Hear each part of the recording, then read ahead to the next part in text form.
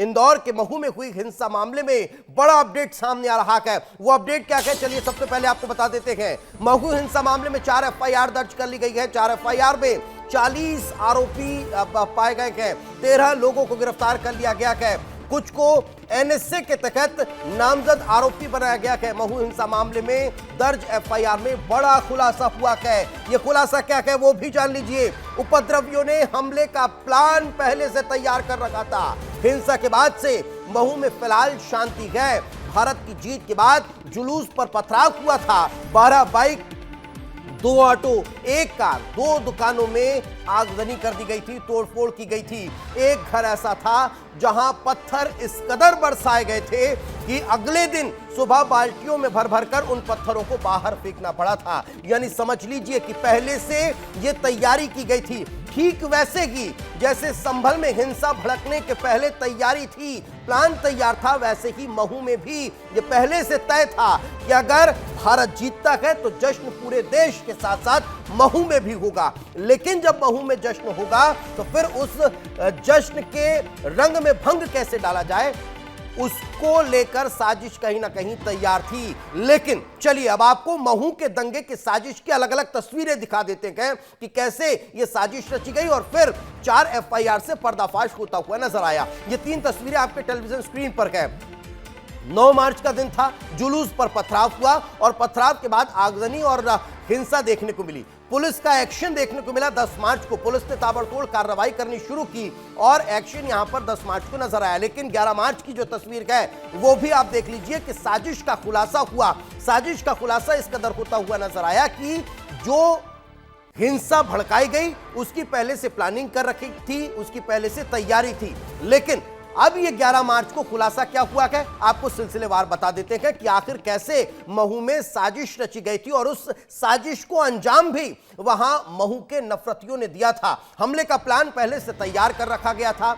यह प्लान इस तरह से बनाया गया था कि जब जुलूस निकाला जाएगा, जब जश्न मनाया जाएगा, तब फिर हमला किया जाएगा। ईंट पत्थर पहले से इकट्ठा करके रखे गए थे। कुछ इसी तरह का अब मामला जो है वो संभल में भी देखने को मिला था, जहां पर ईंट पत्थर इकट्ठा करके रखे गए थे और फिर सर्वे वाली टीम पर पथराव हुआ था। अब महू का जिक्र कर लेते हैं कि पत्थरबाजी की तैयारी पहले से थी, जो हम लगातार कह रहे हैं, और यही कारण है कि प्लानिंग के तहत उन्होंने सारी तैयारी कर रखी थी। जुलूस में शामिल लोगों को उकसाया गया था। जो लोग जुलूस में शामिल हो रखे थे, जो वहां से गुजर रहे थे, आधा जुलूस आगे निकल चुका था, लेकिन पीछे जो लोग थे उन्हें उकसाया गया और उसके बाद इस तरह से यहां पर पत्थरबाजी हुई, आगजनी हुई। टारगेट करके उपद्रवियों पर हमला किया गया है। उपद्रवियों ने हमला किया है, टारगेट किया। पहले हिंदुओं की दुकानों को टारगेट किया गया, हिंदुओं के घरों को टारगेट किया गया और वहां पर यह हमला किया है। इस वक्त चलिए अब आपको लिए चलते हैं हमारे सहयोगी संतोष कृष्णानी हमारे साथ मौजूद हैं, जिन्होंने महू में हुई इस घटना के बाद वहां चप्पे चप्पे पर पहुंचकर जायजा लिया, किस तरह से हिंसा हुई, किस तरह से आगजनी हुई, किस तरह से हिंसा भड़की और कैसे जो अब मासूम परिवार है वो इसका शिकार हुए। संतोष हमारे साथ मौजूद है। संतोष, फिलहाल वहां की स्थितियां क्या है और कार्रवाई अब किस तरह से आगे बढ़ती दिखाई दे रही है? एक बड़ी साजिश का खुलासा यह हो रहा है कि यह पहले से तैयारी थी कि जश्न मनेगा तो हिंसा होगी। संतोष। बिल्कुल दीपेश, कहीं ना कहीं जिस प्रकार महू में जो आगजनी की घटना हुई, ये हो सकता है कि पूरी तरह फ्री प्लानिंग के तहत कार्रवाई की उपद्रव मचाया गया, क्योंकि इतनी बड़ी संख्या में आखिर पत्थर कहां से एकत्रित हो जाते हैं या पहले से ही उन्होंने पत्थर एकत्रित कर रखे थे, इस पर तो कहीं ना कहीं जिला प्रशासन की चिंता की साफ लकीरें हैं। लेकिन हम बताना चाहेंगे क्योंकि जिस प्रकार उपद्रव के बाद जो जिला प्रशासन पुलिस प्रशासन ने कार्रवाई की है, तो कार्रवाई के बाद 4 अलग अलग एफआईआर की गई है। उसमें कुछ लोगों को तो एनएसए के तहत उनके नामजद जो उनमें सीसीटीवी फुटेज के माध्यम से या जो वीडियोज़ के माध्यम से जो दिखाई दे रहे हैं, उनके खिलाफ बड़ी एनएसए की कार्रवाई की गई है। और अब प्लानिंग सरकार और जिला प्रशासन के अधिकारियों की जो बैठक होगी उसमें तय किया जाएगा कि इसमें कौन कौन ऐसे अपराधी हैं जिनके ऊपर पहले से ही अपराध उनके ऊपर दर्ज है। ऐसे 12 लोग चिन्हित किए गए हैं जिनके ऊपर बलवा जैसे पुराने अपराध उनके ऊपर दर्ज है, उनको अब चिन्हित किया जा रहा है और उनके खिलाफ भी बड़ी कार्रवाई देखने को मिलेगी, क्योंकि जिस प्रकार वो 12 लोग भी इनमें शामिल हैं। जब ये जश्न मनाया जा रहा था, लौटेंगे संतोष आपके पास, लेकिन इस पूरी घटना के बाद अधिकारियों का क्या कुछ कहना था? कैसे उन्होंने इस पूरे माहौल को बिगड़ने से बचाया, कैसे शांति स्थापित की, उनका क्या कहना है सुनवा देते हैं। घटना हुई थी।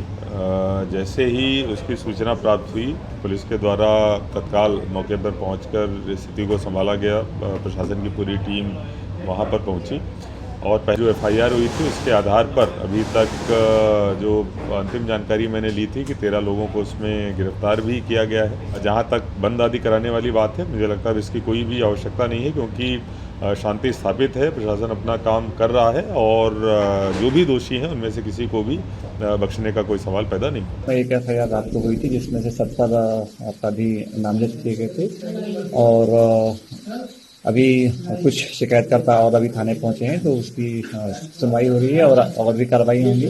और अभी तक हम लोगों ने लगभग 12 लोगों को अभिरक्षा में ले लिया है और हमारी पकड़ धकड़ और जो कार्रवाई है चल रही है। देखिए, हमारा तो यही प्राथमिकता है कि महू में शांति रहे और किसी प्रकार की कोई जो बदमाशी करने वाले शरारती तत्व हैं वो किसी सिर न उठा पाएं और जनजीवन सामान्य रहे। तो कैसे कार्रवाई प्रशासन ने की, कैसे इस स्थितियों को नियंत्रण किया गया, वो आप सुन रहे थे। लेकिन महू हिंसा पर पुलिस ने एक्शन किस तरह से लिया है, चलिए अब आपको ग्राफिक्स के जरिए समझा देते हैं। पहली एफआईआर दर्ज हुई मोती महल की घटना को लेकर, 17 लोगों को इसमें आरोपी बना गया। दूसरी एफआईआर जो हुई है वो जामा मस्जिद की घटना को लेकर हुई है, इसमें 3 लोगों को आरोपी बनाया गया है। वहीं तीसरी एफआईआर दर्ज जो हुई है वो अलग अलग जगह हिंसा को लेकर हुई है और कई अज्ञात आरोपियों को इसमें नामजद किया गया है, उनके खिलाफ अब शिकायत दर्ज की गई है। चौथी एफआईआर जो हुई है वो कुछ लोगों को एनएसए के तहत नामजद आरोपी बनाया गया है। तो ये 4 अलग अलग एफआईआर इस महू की हिंसा को लेकर दर्ज की गई है। अब तक 13 उपद्रवियों की गिरफ्तारी हो चुकी है। संतोष लगातार हमारे साथ बने हुए हैं। संतोष, आपने वहां मौका मुआयना किया, स्थितियों को भांपा, समझा कि किस तरह से ये पूरी हिंसा भड़की। अभी भी दहशत का माहौल संतोष वहां पर होगा, लोग अभी भी डरे हुए होंगे कि आखिर कैसे अपने ही देश में, अपने ही देश की जीत पर जश्न मनाने पर भी उन्हें हिंसा का सामना करना पड़ सकता है। आपने जब उन लोगों से बात की, क्या कुछ कहना था उनका, किस तरह की स्थितियां वहां पर थी संतोष? बिल्कुल, लोगों का यही कहना था कि जब हम भारत की जीत का जश्न हमारे देश में और हमारे शहर में नहीं मनाएंगे तो क्या हम जाकर पाकिस्तान और बांग्लादेश में जीत का जश्न मनाएंगे, जबकि पाकिस्तान और बांग्लादेश में भी भारत की जीत का कुछ जो हिंदू परिवार हैं, जो हिंदू लोग हैं वहाँ पर वो भी जश्न मना रहे हैं। तो क्या हमारा देश में हमारे ही भारत की जीत का जश्न मनाना इतना बड़ा अपराध है कि जो विद्रोही हैं, जो उपद्रवी हैं, वो पत्थरबाजी करते, भारत माता की जय बोलते, वंदे मातरम की जय बोलते, तो इनको किस बात का बुरा लगता है कि वो हमें इस जीत के जश्न में, रंग में भंग डालने का काम कर रहे हैं, पथराव कर रहे हैं, लाठीचार्ज कर रहे हैं। आखिर इन्हें इतनी बड़ी संख्या में पथराव कहाँ से एकत्रित हुआ है? और यहाँ तक कुछ लोगों का तो ये भी कहना है, कुछ मस्जिदों से ऐलान होता है तब जाकर पूरी एकत्रित भीड़ हो जाती है, हजारों की संख्या में निकलते, हाथों में लाठी डंडे निकलते, पथराव कर देते, यहाँ तक कि आगजनी की घटनाओं को भी हवाला कर देते, मतलब आगजनी लगा देते। तो आखिर जिला प्रशासन और पुलिस प्रशासन कहाँ रहता है? जबकि उन्हें मालूम था कि भारत और न्यूजीलैंड का जो फाइनल है तो पुलिस पहले को ही अलर्ट कर रहना था, आने वाला होली का पर्व है, ऐसे में चप्पे चप्पे पर पुलिस को तैनात किया जाना था। लेकिन कुछ मिनटों का जो विवाद है पूरी तरह महू में आगजनी की घटना को तब्दील हो जाता है। उसके बाद जिला प्रशासन और सरकार जागती है, तो कहीं ना कहीं सवाल तो खड़े हो रहे हैं। प्रशासन जरूर एक्टिव हुआ, लेकिन जिस तरह की हिंसा भड़की वो कई सवाल खड़े करती है कि आखिर अपने ही देश में जश्न मनाने पर पाबंदी कैसी, और कैसे ये उपद्रवी इस तरह की हिंसा कर सकते हैं। लेकिन जिस बात का जिक्र संतोष लगातार हो रहा है, मैं आपके पास लौटूंगा कि महू हिंसा में जो साजिश हुई है उसके दावे पहले से किए गए हैं कि आखिर किस तरह से ये साजिश रची गई है। पहला दावा जो हुआ है वो आपको बता देते हैं। शहर काजी जावेद सोशल मीडिया पर तेजी से अफवाहें फैला रहे थे, ये सबसे बड़ी बात निकलकर सामने आई है।